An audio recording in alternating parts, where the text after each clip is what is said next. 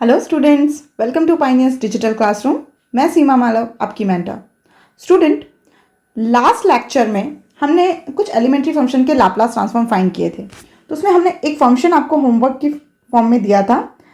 मैं एक्सपेक्ट कर रही हूँ कि आप उसका लाप्लास ट्रांसफॉर्म फाइंड कर चुके होंगे, बट फिर भी आप एक बार उसे चेक कर लीजिए। मैं आपको उसको एक बार फिर भी रिव्यू करके बता देती हूँ कि उसका आंसर क्या आया था। तो आप अपना आंसर चेक कीजिए। Since Laplace transform of cos x, जो लास्ट लेक्चर में हमने फाइंड किया था, वो वैल्यू हमारे पास आई थी p upon p square plus a square. Okay, और अगर हम इसे लाप्लास ट्रांसफॉर्म की डेफिनेशन में पुट करें तो ये टर्म हमारे पास जनरेट होती है e raise to power infinity kernel e raise to power minus p x and cos a x d x. Equation number 1। अब हम फाइंड करते हैं Laplace transform of e raise to power b x cos a x. और अगर हम इसको definition में put करें तो ये टर्म मेरे पास होगी limit 0 to infinity kernel e raise to power b x and the function f x is e raise to power b x cos a x d x. इसे थोड़ा सा सिंप्लीफाई करें तो ये टर्म मेरे पास जनरेट होती है limit 0 to infinity e raise to power minus p minus b x cos a x d x. Okay, अब इस रिजल्ट को इक्वेशन नंबर 1 से कंपेयर करें तो इस टर्म का जो डिफरेंस, मेन डिफरेंस हमें नज़र आता है वो एक्सपोनेंशियल फंक्शन में नज़र आता है कि जहाँ पर पावर सिर्फ px थी वहाँ अभी पावर p माइनस बी है। तो हम यहाँ पर इस रिजल्ट को with the help of equation 1 लिख सकते हैं। जहां जहां पर p लिखा p है वहां पर हम रिप्लेस कर दें p minus b upon p minus b का whole square plus a square.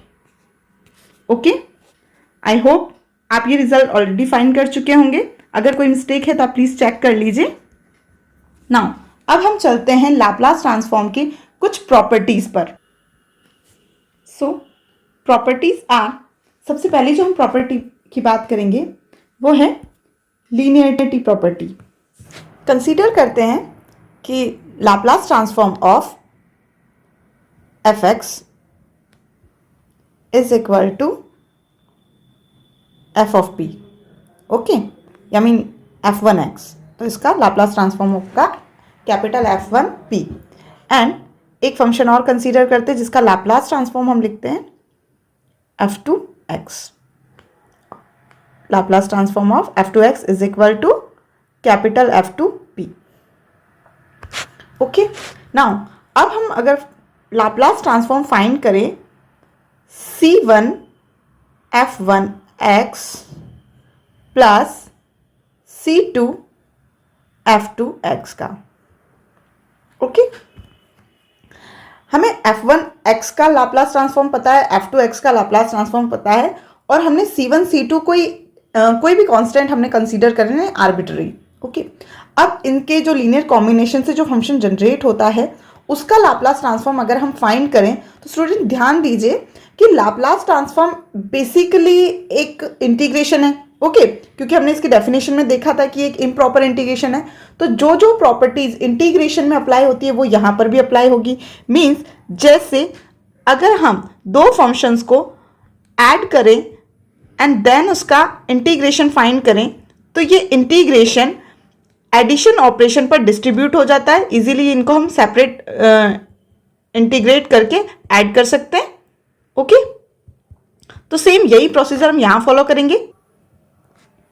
Means हम कह सकते हैं कि हम इस लाप्लास ट्रांसफॉर्म को डिस्ट्रीब्यूट कर दें एडिशन ऑपरेशन पर, तो हमारी वैल्यू आएगी c1 f1x plus Laplace transform of c2 f2x। Okay, now यहां से अगेन लाप्लास ट्रांसफॉर्म इंटीग्रेशन है तो जिस तरह से इंटीग्रेशन से कांस्टेंट टर्म बाहर आ जाती है उसी तरह से लाप्लास ट्रांसफॉर्म से कांस्टेंट टर्म बाहर आ जाएगी। Laplace transform of f1x plus c2 Laplace transform of f2x. Okay, and starting में हमें गिवन है कि लाप्लास ट्रांसफॉर्म ऑफ f1x जो है उसका लाप्लास ट्रांसफॉर्म हम निकालते हैं, वो गिवन है, सॉरी, तो वो है f1p plus c2 f2 capital f2p. Okay, तो यहां से एक रिजल्ट और हम देखें स्टूडेंट्स, जिस तरह से इंटीग्रेशन एडिशन ऑपरेशन पर डिस्ट्रीब्यूट होता है उसी तरह से इंटीग्रेशन सब्ट्रैक्शन पर भी डिस्ट्रीब्यूट होता है. मींस लाप्लास ट्रांसफॉर्म एडिशन और सब्ट्रैक्शन दोनों पर डिस्ट्रीब्यूट हो सकता है. इसी प्रॉपर्टी को हम कहते हैं लीनियरिटी प्रॉपर्टी. नाउ अब बात करते हैं हमारी नेक्स्ट प्रॉपर्टी की. नेक्स्ट प्रॉपर्टी है हमारी shifting property, sorry first shifting property. Okay, तो according to this again consider करें हमारे पास एक फंक्शन है जिसका लाप्लास ट्रांसफॉर्म गिवन है capital F of p. Okay, अब अगर इस फंक्शन को exponential function e raise to power x से मल्टीप्लाई कर दिया जाए और देन फिर हम इसका लाप्लास ट्रांसफॉर्म फाइंड करें तो वो वैल्यू हमारे पास क्या आएगी. ओके, तो देखिए यहां से जो हमें डेफिनेशन पता है लाप्लास ट्रांसफॉर्म की, Laplace transform of function f x is equal to, हमने कैपिटल एफ पी लिखा है, इसे हम लिख सकते हैं limit 0 to infinity e raise to power minus p x and function f x d x. Okay, ये प्रॉपर डेफिनेशन है लाप्लास ट्रांसफॉर्म की. इसे इक्वेशन 1 कंसीडर कर लेते हैं. Now Laplace transform of e raise to power a x f x which is equal to integration 0 to infinity e raise to power minus p x and function जिसका Laplace transform find करना है वो है e raise to power x f x d x. Simplify करें इसे थोड़ा सा तो ये टर्म हमारे पास जनरेट होगी integration from 0 to infinity e raise to power minus p minus a x f of x d x. Okay, ये जो इंटीग्रेशन हमारे पास जनरेट हुआ है इसे हम इक्वेशन नंबर 1 से कंपेयर करें तो एक्सपोनेंशियल फंक्शन में जो x का जो कॉफिशिएंट है वहां पर p की जगह p माइनस ए जनरेट हो गया है. मींस इस इंटीग्रेशन की वैल्यू अगर हमारे पास capital of F of p आती है तो इस इंटीग्रेशन को हम लिख सकते हैं with the help of equation 1 capital F of p minus A. Okay, means p जो टर्म है वो शिफ्ट हो गई है p माइनस ए से, इसीलिए इसे शिफ्टिंग प्रॉपर्टी कहते हैं. इसी तरह की एक और शिफ्टिंग प्रॉपर्टी हमारे पास है, इसलिए इसे फर्स्ट शिफ्टिंग और इसे सेकंड शिफ्टिंग प्रॉपर्टी कहते हैं. तो आई होप स्टूडेंट ये प्रॉपर्टी आपको समझ में आई होगी. अगर हम इसे रीराइट करें एक बार ऐसे लिख सकते हैं Laplace transform of e raise to power a x f of x. Okay, अब बढ़ते हैं हमारी सेकंड शिफ्टिंग प्रॉपर्टी की तरफ. सेकंड शिफ्टिंग प्रॉपर्टी में कंसीडर करते हैं Laplace transform of f x is equal to again capital F of p and एक फंक्शन हमारे पास डिफाइन है जी ऑफ एक्स, जिसे लिख सकते हैं एक्स के ग्रेटर देन ए वैल्यू के लिए ये फंक्शन बिहेव करता है एफ ऑफ एक्स माइनस ए की तरह एंड ए से लेस वैल्यू के लिए ये 0 वैल्यू देता है. ओके, और अब हमें फाइंड करना है Laplace transform of g x. Okay, तो देखिए अगेन जो हमारे पास प्रॉपर्टी है लाप्लास ट्रांसफॉर्म की डेफिनेशन जो है Laplace transform of f x, जिसे हम लिख सकते हैं एफ ऑफ पी, और जो इसकी बेसिक डेफिनेशन है वो है integration from 0 to infinity kernel e raise to power minus p x and f of x d x. Again equation 1 and now अब हम वर्क करें लाप्लास ट्रांसफॉर्म ऑफ gx पर, तो हम इस पर डेफिनेशन अप्लाई कर दें तो ये टर्म मेरे पास जनरेट होगी limit integration limit 0 to infinity e raise to power minus p x and g x d x. अब जी एक्स जो है वो x is equal to a पर अपना बिहेवियर चेंज करता है। ओके, मीन्स डेफिनेट इंटीग्रेशन की प्रॉपर्टी से हम इस इंटीग्रेशन को ब्रेक कर सकते हैं लिमिट 0 से a और a से इन्फिनिटी पर। तो इसे ब्रेक करके हम लिखेंगे लिमिट 0 से a e raise to power minus p x and 0 से लेस वैल्यू पर ये हमें 0 वैल्यू देता है dx plus limit a to infinity e raise to power minus p x and f of x minus a dx। Okay, ये term तो complete 0 हो जाएगी एंड हमारे पास एक टर्म बचेगी integration limit a to infinity e raise to power minus p x f of x minus a dx। Okay, अब हमें इस इंटीग्रेशन को ध्यान से देखें तो यहाँ पर हम एक सब्स्टिट्यूशन करेंगे जिसमें हम लिखेंगे x minus a is equal to t, एक सिंगल वेरिएबल पुट करेंगे। अभी तक हमने लाप्लास ट्रांसफॉर्म में इस टर्म की जगह पर एक सिंगल वेरिएबल होता था, तो हम उसी वेरिएबल को पुट करें तो अब हम dx की वैल्यू इजीली फाइंड कर सकते हैं dt की फॉर्म में। ठीक है, now Laplace transform of gx which is equal to integration. अब लोअर लिमिट की बात करें, x की लोअर लिमिट a यहाँ पुट करें तो t की लोअर लिमिट हमारे पास आएगी 0 एंड अपर लिमिट की बात करें तो x की अपर लिमिट पुट करने पर t की अपर लिमिट बनेगी infinity e raise to power minus p। x की वैल्यू यहाँ से फाइंड करेंगे जो कि हमारे पास आएगी t plus a and f of t। Now dx की वैल्यू dt।